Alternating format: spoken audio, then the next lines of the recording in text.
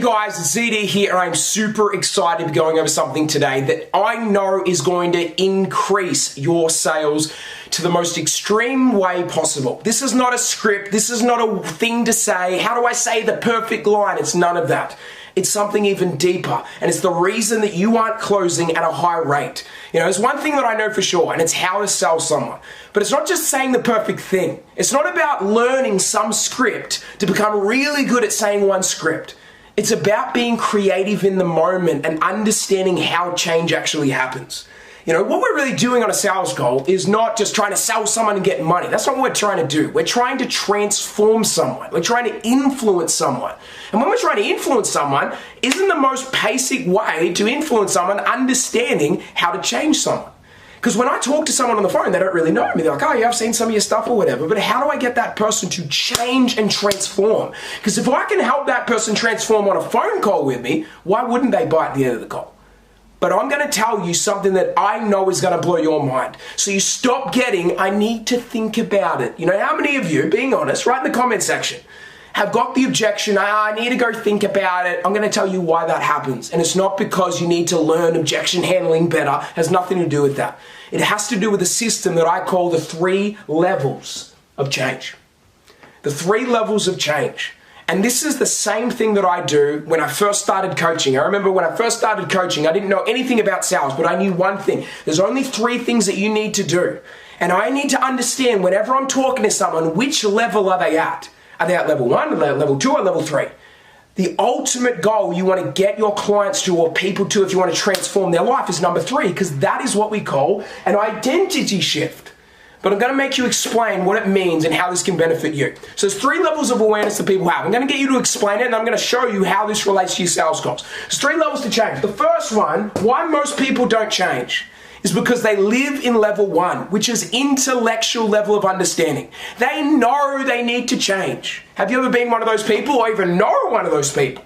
You know, the people are like, I know I need to change. I know I need to go on a diet. I know I need to do this program right now. I know. Do the I knows ever change, yes or no? Totally not. They never change. You know, I've done it many times in my life where I'm like, yeah, I know I need to change. I know this stuff. I go to a seminar. Oh, yeah, I already know this stuff. But the person that knows and not does, it means you don't know as well. There's an old saying that says knowing and not doing is the same as not knowing.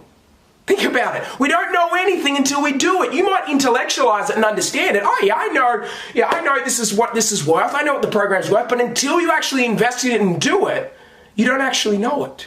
Knowing it is doing it. And us as coaches, we need to be embodying the representation of what we're trying to sell. We need to be that person. We can't just intellectualize it and say, I know. And this is what you're doing on a sales call with someone. You're not getting emotional on the phone with them.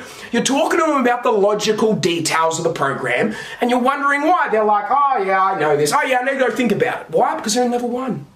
This is what you want to get them out of. This is like the devil in coaching sales calls, because people do not. And the reason people don't get emotional on sales calls, or the coach doesn't allow them to get emotional, is because the coach is struggling with self-esteem issues around I'm a people pleaser. I don't want to rock the boat. I don't want to say the thing that offends them or anything like that. Haven't you realized we're living in an unregulated industry right now? You can say whatever the hell you want and get away with it. You can do whatever you want. And the more edgy you are on a phone call, the more emotional you're going to get them to, which is level 2. Think about it. If I say to a smoker right now, hey, you're going to die if you keep smoking. It's pretty obvious, you know, you're probably going to get lung cancer, things are going to happen. And he's like, I know. You're going to die in the future if you keep smoking. Zach, I know, I'm going to change soon. This is my last cigarette, or this is my last alcohol, whatever it is for you, right? I know I'm going to change. But until you hit threshold, you don't change. Or until you hit an emotional level, you don't decide to change. Like a smoker might go, he has chest pains, goes to the doctor, they do an x-ray, and then they find a tumor in the lungs. And they come back and say, do you know what, we found a tumor in the lungs. The intellectual, I know I need to change, starts to say, oh my God, I need to change. Do the person not? Right? They need to change now. And then does that person change? Well, sometimes, usually you'd go home and be like, I'm stop smoking. They try to do whatever, but haven't you realized, even if they've got an illness, have you ever known someone, I definitely know someone that has an illness, and they keep doing the same pattern, even though they say, don't smoke, they come back and keep smoking. Because this creates short-term change. If I help you right now and I get you motivated, or you go to a seminar and the person motivates you, you feel inspired in the moment. I know you've done this before. You might do it on this video. You're like, oh my God, I'm going to go do something. But how many times have you said, I'm going to go to the gym tomorrow. I'm already ready. I'm fired up. I went to a motivational talk, and you wake up the next day and you don't do anything. The reason is because you got to an emotional level, but it doesn't last forever. It's like willpower. But all of a sudden, you naturally go back to intellectual. You go back to your identity. You go back to your natural identity, which is the person that's like, I know. This is why people do not change. This is why, I'll give you another example. Imagine right now, during the pandemic that we just went through, imagine you were in lockdown and you decide to say, I've been eating for the last 3 to 4 months, however long you're in lockdown for, you put on 5-10 kilos, right? We all do, got some Uber, you did all the thing, you went back and you ate a bunch of food, and then all of a sudden lockdown opens up, you put on 10 kilos, and you know you need to change. I know I shouldn't be eating this, but you do. Then what happens is you go to a party, and someone you respect in front of people say to you, oh my God, looks like you've chubbed up. What would you actually do in that moment? The person would be embarrassed. Oh, I can't believe that person said that. Guess what? Now it's emotional. It's embarrassment.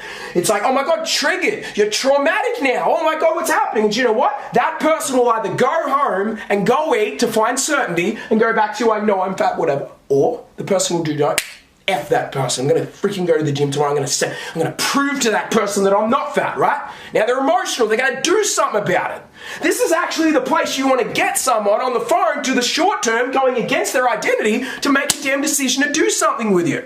And if you're getting people on a phone call and you're not moving them emotionally by making them laugh, by figuring out the 2 things that you need on a sales call, whenever I get to know someone, the only 2 things I care about is, what does this person want? Because what they want is what they're emotional about. Like, think about it. Do you want money right now? Be honest. Do you want money? Of course you do. I want money. We all want money, right? We're emotional about it. And usually what we don't have, we're emotional about. So say you don't have a relationship and you start talking about relationship to someone. Do you want to have a dream relationship that's so amazing, that connects with you and loves you and you have amazing sex? Like, yeah, they're emotional. They go from intellectual to emotional. They get out of the thinking center and then they go into the feeling center. And then they start operating from here. And now they're more of a chance to make a decision, right? So I do this on a call. I figure out what they want. So this right here, how do I do it on a phone call? I figure out what they want. This is one. All wants to the person, desires to the person are emotional. And then the second one is, what is the pain? What's holding them back? What are the things that are holding them back from literally getting the relationship? Because what they're emotional about is they want it, but then they've got pain about it because I've got doubt, I'm not good enough, I'm not deserving, am I ugly, whatever it is. They have all this pain. So all I need to figure out is what do they want and what's the pain? And I'm going to press on that pain. Why? Because I don't want them to go back here. Because if they go back here, guess what you're going to get to the end of the call? Oh, I need to go think about, could you send me more information on it? Yeah. Why? The whole call of mine, if you understand it, what I teach all my clients, what I teach all of my coaches that I train, is get them into this. A sales call is not a logical plan. A sales call is an emotional plan. You got to spike their emotions. The more you can spike someone's emotions on the call, it pattern interrupts them by humor, by you having good energy, by you just being the person leading, by telling the truth. There's so many different ways that you can trigger someone's emotions. And when someone's triggered off an emotion, they're more likely to buy from you because I'm operating from these 2. These 2 are the core ones here. Now, what we also do is this creates short-term change. So, I could get you on a phone call and get you emotional about it, but what creates lasting change? What creates lasting change is identity shift. Identity shift. What we want to do is we want to completely transform your life by shifting your identity. What is an identity? Think about it. It's your unconscious governing system of what you label yourself as. Think about it. Why do vegans not eat meat? Think about that for a second. It's because I don't like eating meat. I love cows, whatever it is for them. They have a story around it. But the reality is the reason they don't eat meat is because I am a vegan. And if I am a vegan, I don't eat meat. It's the identity that they wear.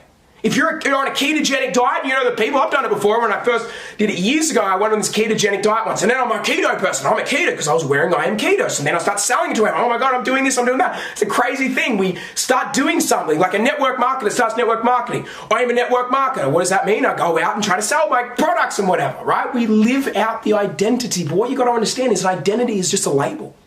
It's a label that you say to yourself over and over again. And most people get governed by these labels. Like, oh yeah, I'm a doctor.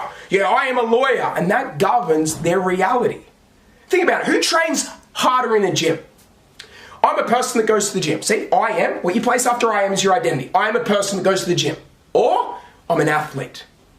Just you changing one word changes the whole governing system of your life. That is why your affirmations are powerful. Because they're your identity. And if you change someone's identity, you change their life. It's like someone saying, yeah, I'm an introvert. I'm an introvert. But I couldn't do this work either if I was an extrovert as well. I'm both. It's just like right now, I'm so used to brushing my teeth with the right hand. So if I say, hey, I'm going to use my left hand, we both have a right hand and left hand. We both have introvert and extrovert. Because we both have opposites in life. As much as you say, no, I'm not an extrovert. We're both. But we're used to one more. We're more comfortable with one. But if I chose to do my left hand and clean my teeth with my left hand over a period of time, this would get comfortable, would it not? So what I'm saying is stop identifying yourself as one thing. You're not one thing. And what I do when I change someone is I need to understand, what are they saying to themselves? You have identities around money. What do you believe around money? I am. Think about the identity. I am not good with money. I am a person that's not a good saver. See, they use all of this stuff and they keep identifying themselves as something that's so disempowering. You know, all your issues come from your identities. That's why if you come to one of my events, we do a whole day on unprogramming your event. So message me, comment on here, and I'll let you know the next date's the next event. But I'll tell you on this, we do discover who you need to be. But changing someone's identity changes their life forever. Because right now it's easy for me to go to the gym. Why? Because that's who I am. And whatever your identity is, it's who you are. And the strongest force in the human character is the need to be in alignment with my sense of who I am, with who I am, which is your identity. And when you govern yourself and say, this is who I am a person, I am a powerful leader, I am a powerful coach, that's a better person than, oh yeah, I'm a coach. I'm an average coach. That's what people do. And we choose our identities. Why? Because they're on with Velcro, not super glue. Most people think this is who I am. Your whole goal in life is to constantly change who you are and upgrade who you are. What I believed when I was 18 years old is completely ridiculous. But you know what? At the time, that was who I was. You couldn't sell me on something else because this is who I am. And then looking years later, this is who I am now. So stop thinking you're one thing. There's always a funny one. I always say in the room full of people, I usually say, how many people can sing in the room? A couple of people. Yeah, I can sing. Why isn't everyone putting their hand up? You saying you can't sing is just like saying a dog can't bark. Like seriously, of course, we can all sing. But there was a time in your life that you started singing. And because you didn't sound like Beyonce, people said, oh my God, that's terrible. And you're like, okay, I can't sing. And then you attach it to a judgment. Then this is not who I am anymore. And then you live your life in this governed reality of a square.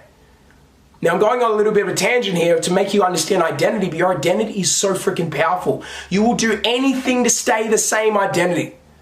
But think about it. If I took away, let's just say the person's like, I'm a doctor, and I took away the doctor. Who are you? Who are you without your title? Who are you without your name? Think about that for a second. I don't know, because if there's not something powerful underneath that, you have unresolved self-image. And if you don't fix that self-image, it doesn't matter what coach you get. It doesn't matter what mastermind you go into, you're going to stay the damn same. It's not because you're not smart, it's because you're living by a certain system. And that system is keeping you in the same position. Most people do not get good with money, not because they're not smart, it's because they have unresolved self-image. So they learn more information, put over their unresolved self-image. Until you are okay with what my hat says, and that's why I wear my hat. Now you understand, I am full stop. I'm nothing, and I'm everything. I am full stop. I don't need to validate anything anymore. And until I am okay with that, saying, no, I need to be the coach. I need to be the father. Think, did anything change in my body when I became a father. Became a father 20 months ago. Did anything change in my body? No. But how I saw myself changed. So then that changed who I was. That changed my behavior. And there is a way that I help my clients do this on embodying the leadership in sales, the leadership in marketing, the leadership authority coach. So guys, if you haven't, you're struggling with this and no one's ever talked to you about the content I'm telling you right now, message me right now and let me help you.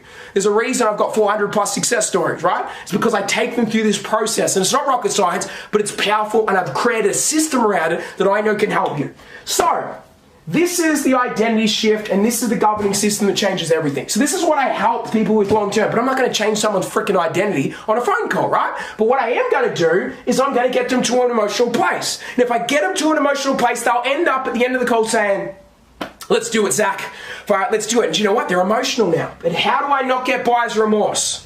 Because I got someone emotional and I'm hyped up, right? When you get someone hyped up with emotion and they make a decision, how many times have you happened? It's happened to me before. I get sold on something and afterwards I'm like, oh, I don't know if I want to do it. That's buyer's remorse. That's what we call buyer's remorse. How do I not get that?